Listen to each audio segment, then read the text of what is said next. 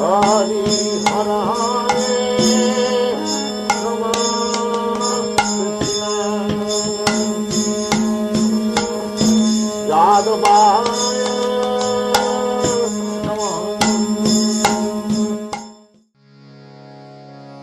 Matra sparshastu kunteya sitoshna sukadukada agama payino nityas tam stitikshasva bharata. O son of Kunti, the non-permanent appearance of happiness and distress, and their disappearance in due course, are like the appearance and disappearance of winter and summer seasons. They arise from sense perception, O scion of Bharata, and one must learn to tolerate them without being disturbed. So, we have a situation where Arjuna was practically refusing to act, meaning to perform his duty, due to the experience of grief or distress.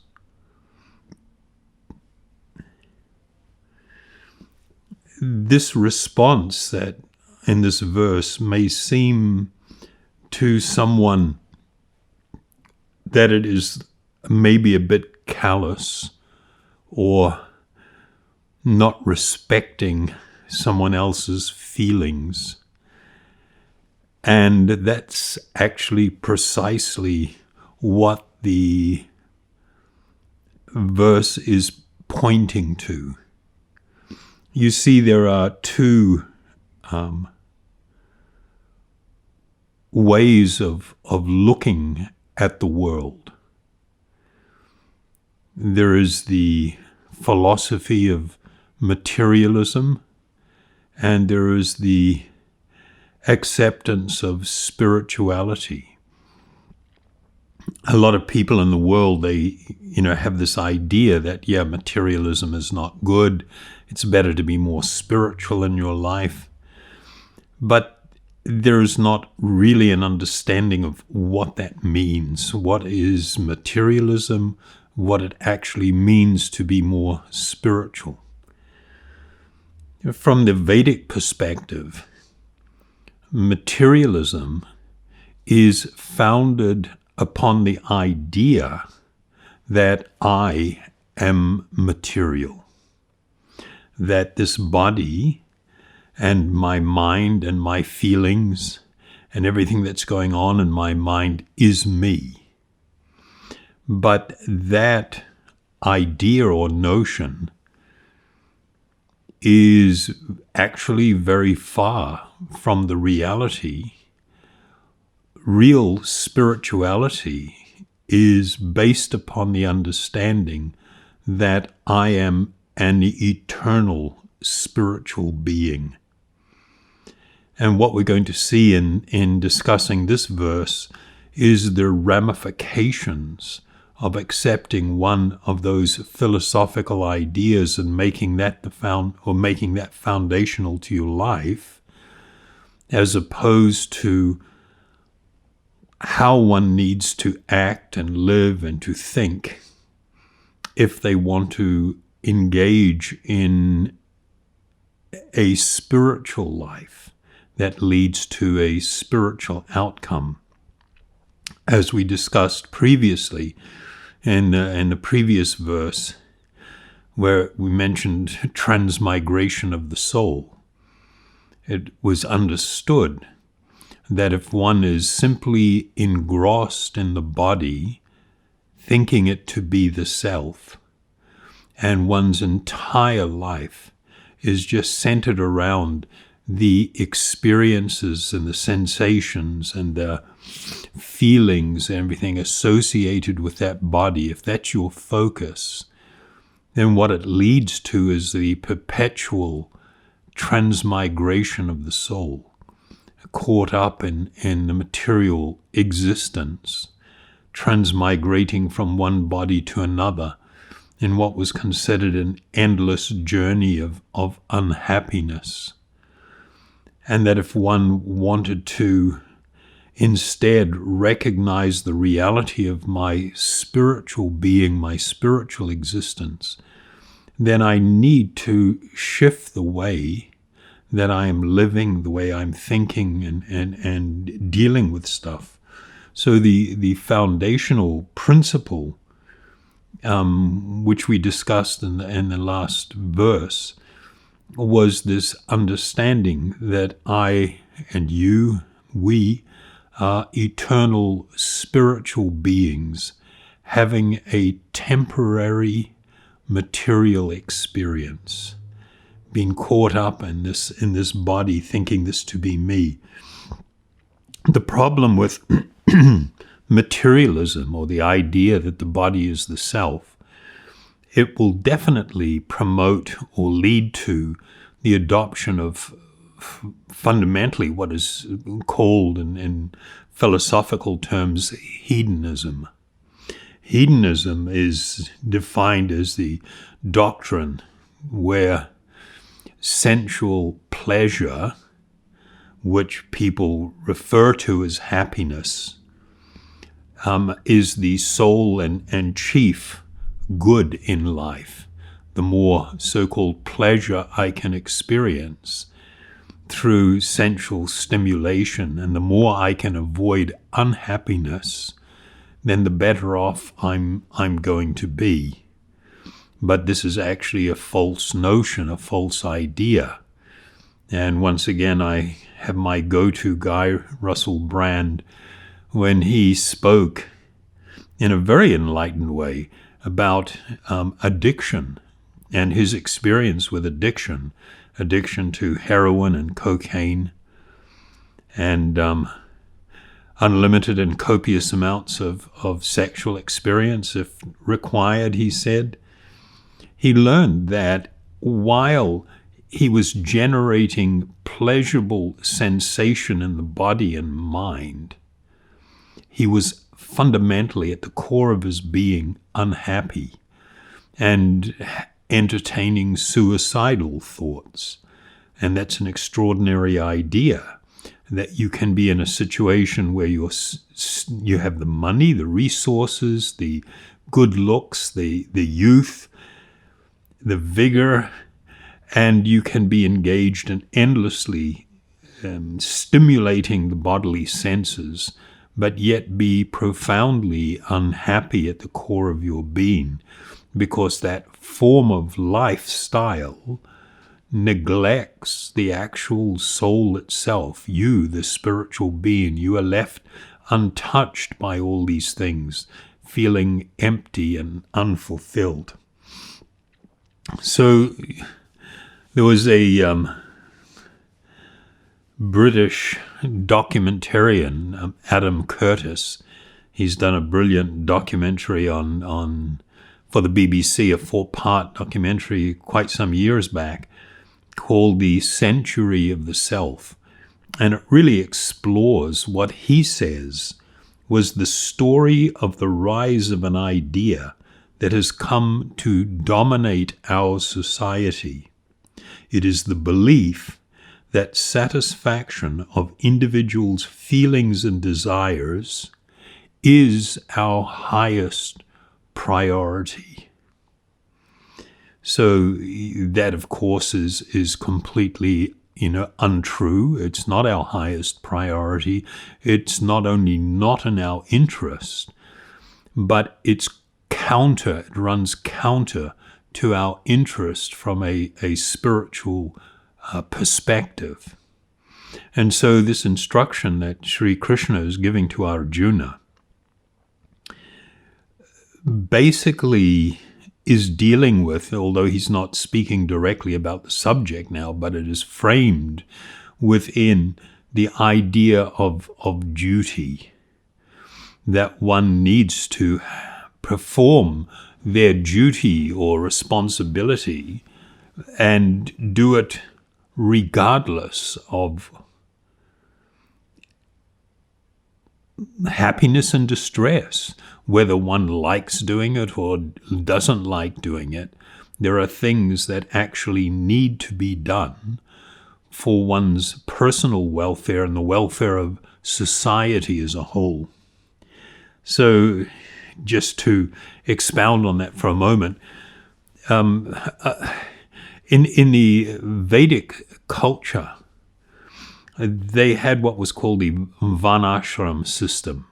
This is not casteism as it is seen today, which is actually a perversion of a greater spiritual reality. And in this Varnashram system, this word Varnashrama there are two words, Varna, which means one's occupational work, and ashrama, the stages of life. So I'll speak of the stages, the spiritual stages of life.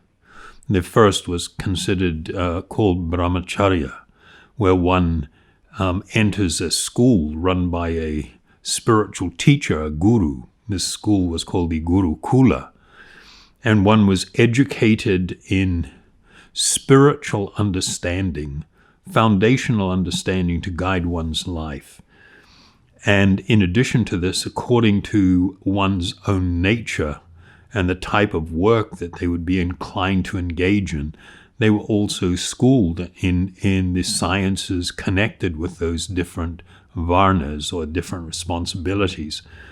Then you had what was called grihastha. Grihastha was considered household life, where one takes a partner in life, a committed partner, where one lives in this life, where one has family and one has duties and things connected with that.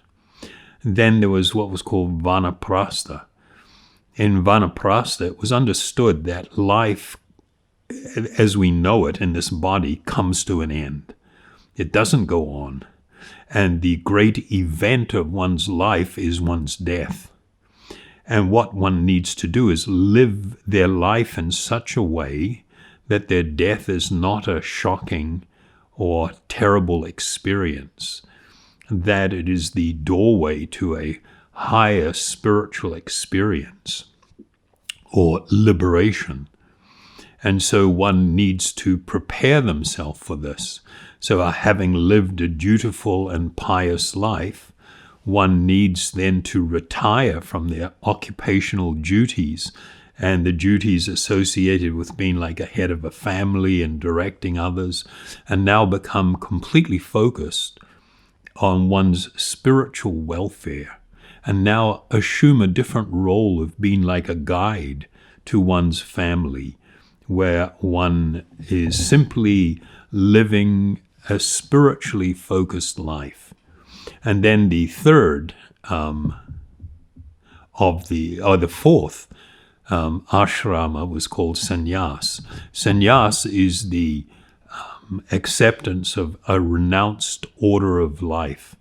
Somebody may do this after being a brahmachari, or they may do it after being a grihastha, or after being a vanaprastha, in any of these situations, where they would now leave aside all connection with mundane society and live a life that was completely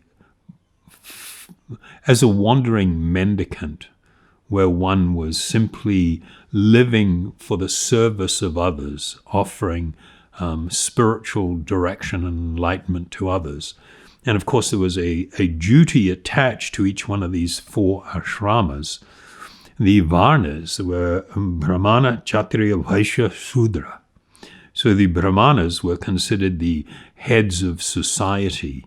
These were the priests, the educators, the intellectuals, and they were meant to be guided purely by deeply spiritual principles and offer the direction and guidance. So they were likened to the head on a body. The Kshatriyas were the warriors, the administrators of society. so what's currently like the political class. And they had a particular duty towards the protection of all the other classes of people, and to create both a peaceful atmosphere, an atmosphere that was conducive for spiritual cultivation, if a person was inclined to do that. Then you had the Vaishya, who were engaged in business and agriculture, and the Shudra. The Shudra were engaged in working for others. That was their position in life. And so in each one of these roles, there was a different idea of duty. Arjuna was required as a warrior prince, a Kshatriya, to actually engage in this battle.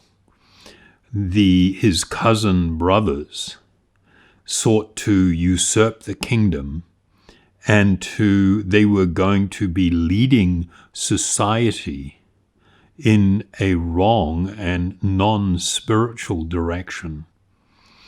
And so, according to the ancient law books, a spiritual warrior, they refer to them as Raja Rishis. Raja means king, and Rishi was like a saintly person. And it seems like a strange combination. But there was this requirement that they act for the well-being and the welfare of society. And Arjuna had been prepared to do battle, to fight. But seeing now who he was facing, he was suddenly struck with this reality that he was going to be doing battle with those intimately connected to him, and that it was going to result in an enormous amount of grief. And that thought, that idea, completely overwhelmed him. And he was now considering the abandonment of what would have been his duty in order to placate his mind and emotions. And this direction of Sri Krishna, and I'll just read the verse once again. O son of Kunti, the non-permanent appearance of happiness and distress, and their disappearance in due course, are like the appearance and disappearance of winter and summer seasons. They arise from sense perception, O Scion of Bharata, and one must learn to tolerate them without being disturbed. So he has been now advised that one must learn to actually tolerate the things that cause disturbance, perhaps to the mind or to the body. When one undertakes a spiritual life, one is always going to be guided by principles that keep you, that serve as like guardrails to keep you on a particular pathway, a particular direction, and to prevent you from going off track and reverting back to the old consciousness, the old ideas that only perpetuate suffering and unhappiness for the living being. But in order to accept such guidance, one will experience difficulty. Like the Vedic tradition was that one should, upon rising, which was usually done before dawn, one should immediately bathe. The idea of taking a bath during wintertime, where they didn't have hot showers, they did it with cold water, was considered like, oh my God, that's almost painful. When I lived as a monk in India, we used to bathe in the rivers in North India during winter, and it was like you go down to the river and it's like freezing cold, and there's, you can see the steam coming up off the water because the water is so much warmer than the air. And you plunge into the water, which is an initial shock, and then it feels quite good to be in there. But then when you come out, of course, there's a huge discomfort from the cold. And this example was actually used by one of our Param Gurus, from our spiritual teachers from ancient time, that just because of discomfort, one should not abandon duty. One should continue to follow the directions that one needs to adopt that produce a spiritual outcome in life. So, this idea now of tolerance, of tolerating, not relinquishing duty, but tolerating unhappiness is an extraordinary idea. We live in a time where society suffers tremendously from a lack of impulse control. And the whole society is directed and geared towards the idea of completely giving into all desires, all wishes, all fantasies, no matter what, to not exercise any control. And if somebody suggests I should learn to control myself, or they say, no, that's not good for you, then I consider them almost like an enemy. And this is all part of the conditioning that we've been subjected to, particularly over the last 100 years. The Nike slogan, just do it, that to act impulsively is considered in our best interest. And of course, that messaging was simply developed by people who want to sell us things. It's not developed for our best interest at all. And so convincing us that we need to adopt that idea is only in their economic interest. It's not in the interest of our well-being mentally, physically, spiritually. But the idea and the need for impulse control is actually very central to being able to live a more peaceful and meaningful life. So tolerance was considered a really important spiritual principle that one needed to adopt and really cultivate in their life. One of our ancient spiritual masters from over 500 years ago, Srila Rupa Goswami, he, in one of his works, used a very ancient definition of tolerance as being to patiently endure unhappiness.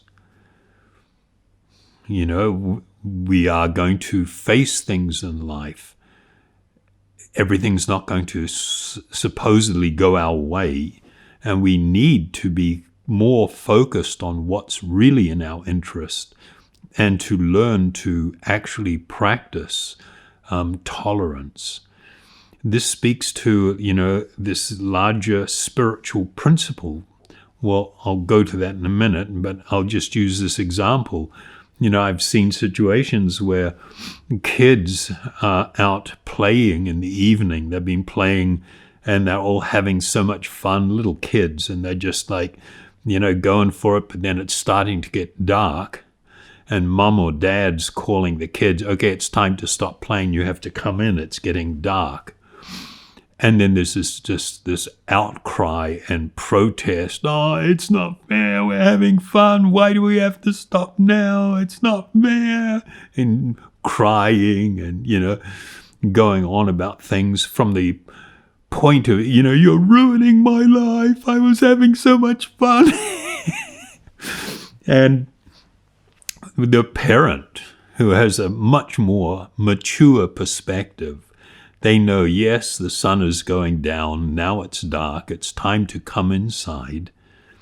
Don't worry. The sun will come up again tomorrow morning, and you will have the opportunity to continue.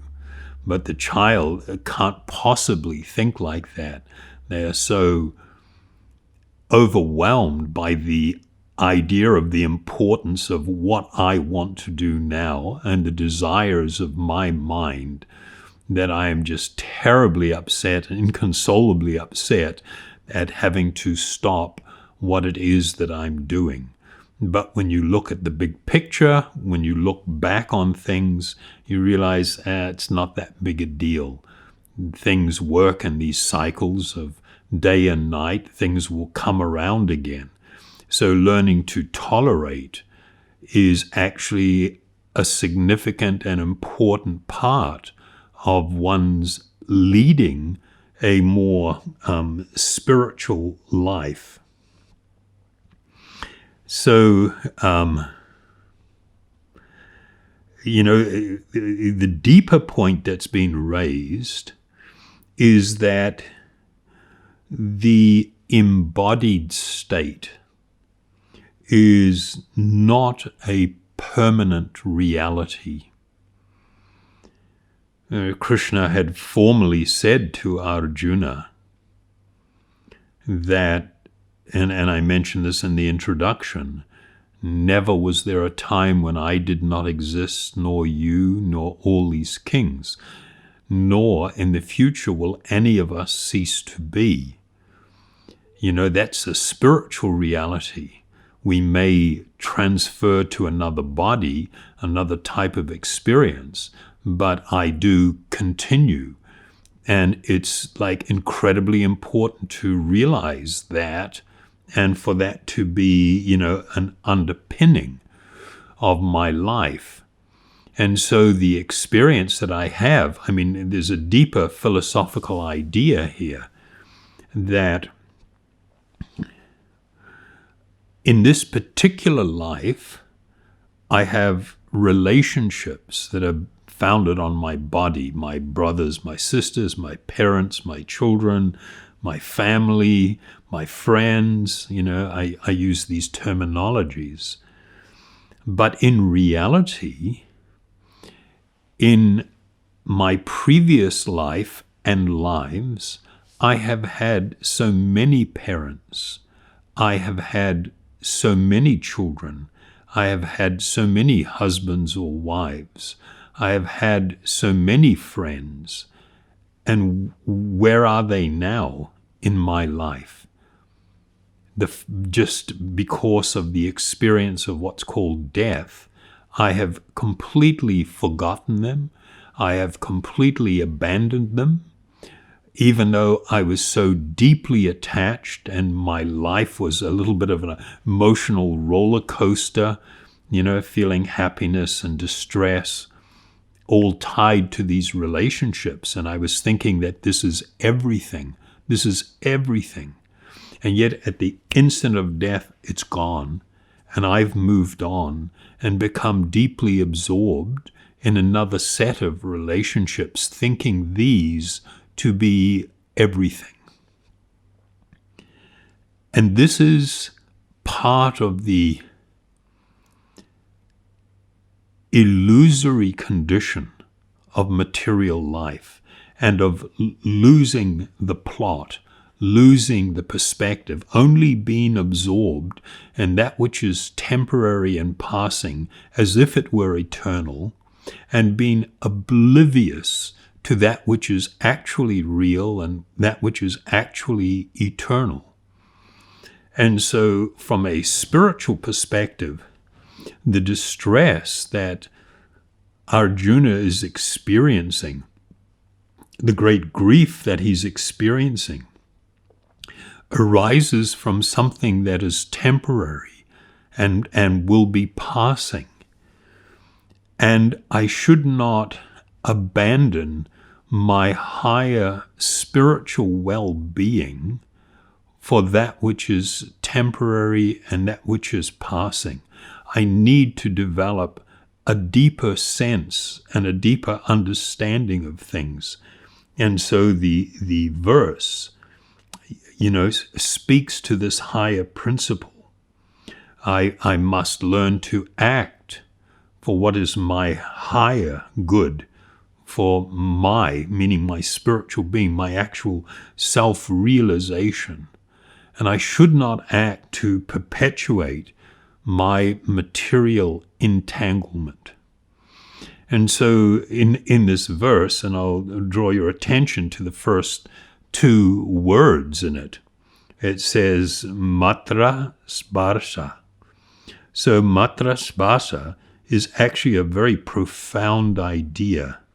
And it's referencing matra means the senses, not the sense organs, but the sense of perception, being able to smell, to see, to touch, to taste. Krishna's telling Arjuna that and I'll just read it once again, and please look at it and think of it in this term. The non-permanent, that's already a really critical word, the non-permanent appearance of happiness and distress. So that's the very nature of material happiness and distress. It's non-permanent. And their disappearance in due course are just like the appearance and disappearance of winter and summer seasons. They arise from sense perception, O Scion of Bharata, and one must learn to tolerate them without being disturbed. So this is a really profound idea, and we are speaking about this verse and looking at it in a not the deepest way possible. There are many even deeper understandings that one can draw from this verse. But I would like to reference a commentary of one of the great spiritual preceptors in our lineage. His name was Madhva Acharya. The lineage to which I belong, it is called the Brahma Madhva Gaudiya Vaishnav Sampradaya. And these words, these names, they actually trace the principal personalities in this lineage. So one of them being Madhva Acharya. Madhva Acharya, I think, was around about 11 to 1200 AD. And he was a profoundly, a great spiritual personality who had a tremendous influence on large parts of India. And in his commentary on this particular verse, he states, the experience of sorrow does not affect the individual consciousness by itself. So we'll just pause there for a second. And what does he mean by it does not affect the individual consciousness by itself? Well, he's using this term, this consciousness, in the deepest way. Consciousness is a quality of the soul, of the Atma itself. And when the Atma, or the self, the soul, is embodied, it lends this consciousness to the body, so the body becomes conscious, it becomes aware, and acts like a person. But actually one's personhood, one's awareness, it is arising from the soul itself. And what he is referring to here is that this sorrow which is being experienced in the mind and connected to these bodily designations which are all temporary and passing, that experience of sorrow actually does not touch the actual soul itself. What it is a mental state. So reading again, the experience of sorrow does not affect the individual consciousness by itself. And why is this? Because it appears and disappears. If these contacts of the senses were factually within the individual consciousness, meaning part of the soul, then they would also exist in the state of deep sleep.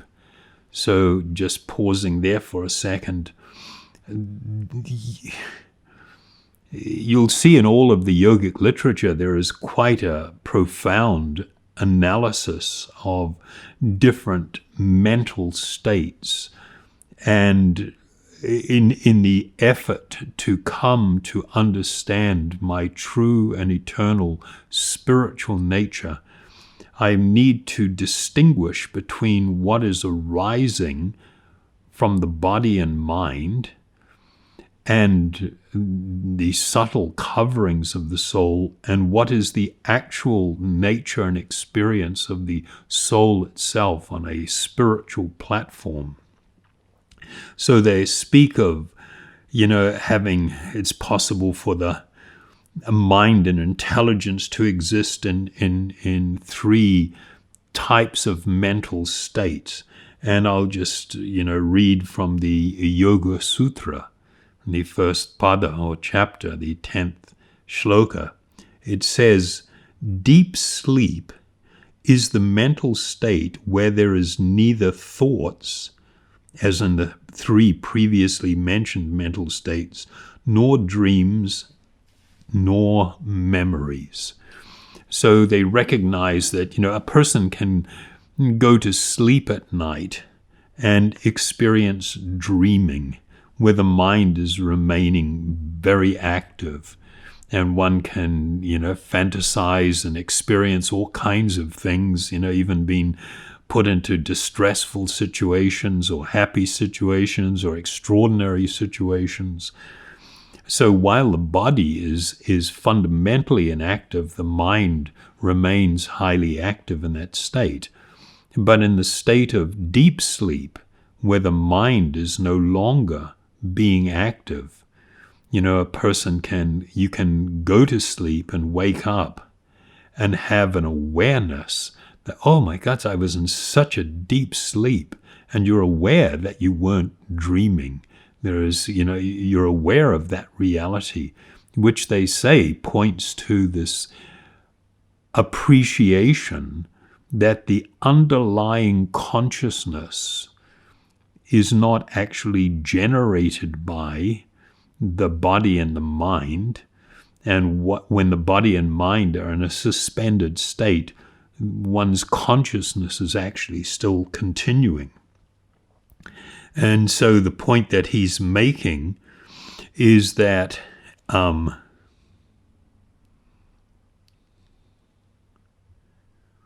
if these contacts of the senses were factually within the individual consciousness, then they would also exist in the state of deep sleep.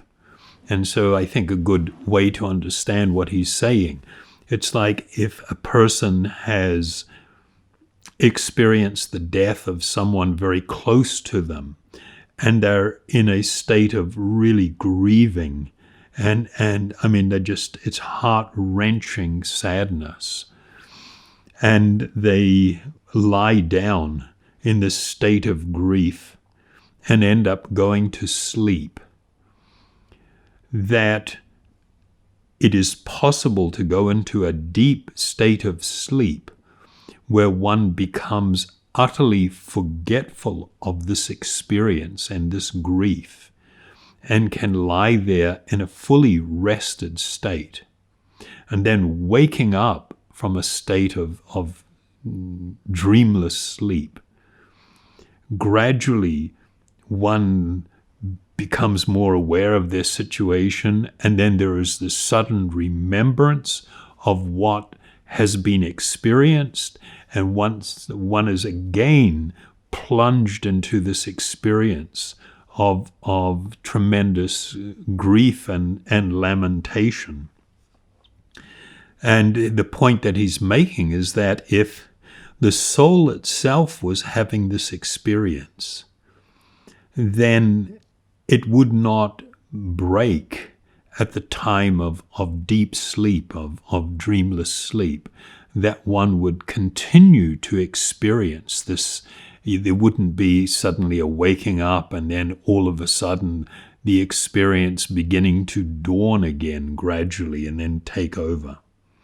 So continuing to read, therefore, since it is evident that contact with the senses is experienced only in the waking state and not in any other state, the summation is clear that only when there is contact with the physical body, which includes the mind, is there an effect, and this proves that the individual consciousness itself is not affected.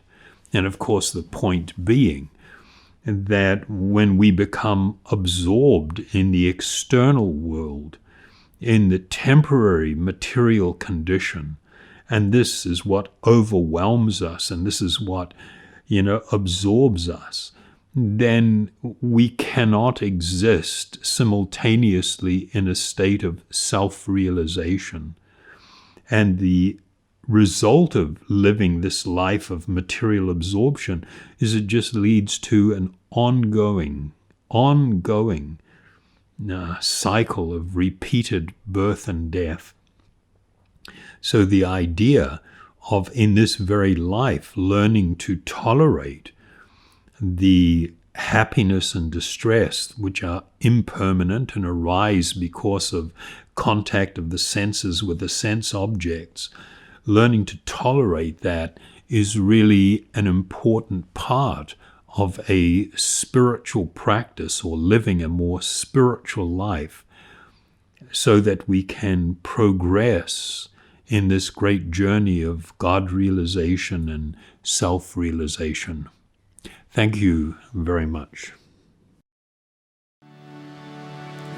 Hare Krishna, Krishna Krishna, Hare Hare, Hare Rama, Rama Rama, Hare Hare.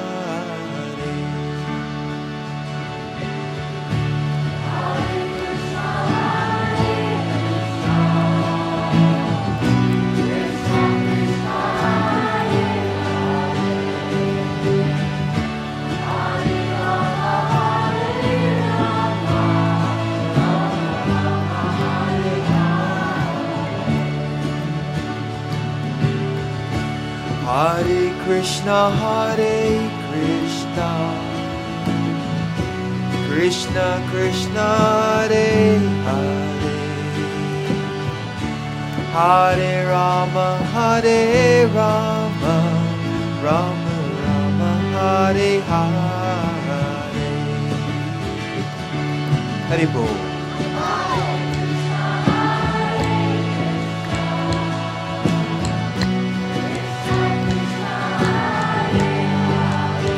Krishna.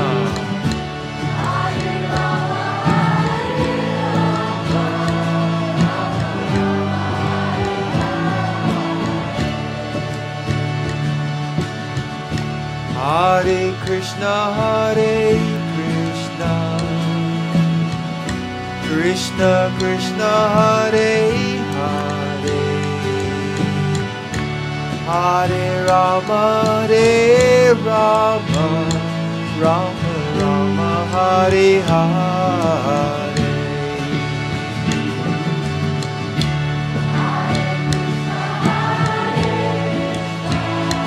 Krishna.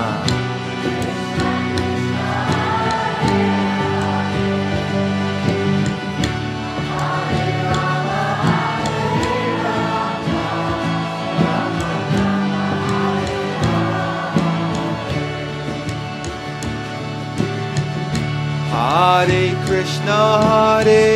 Krishna, Krishna Krishna, Hare Hare, Hare Rama, Rama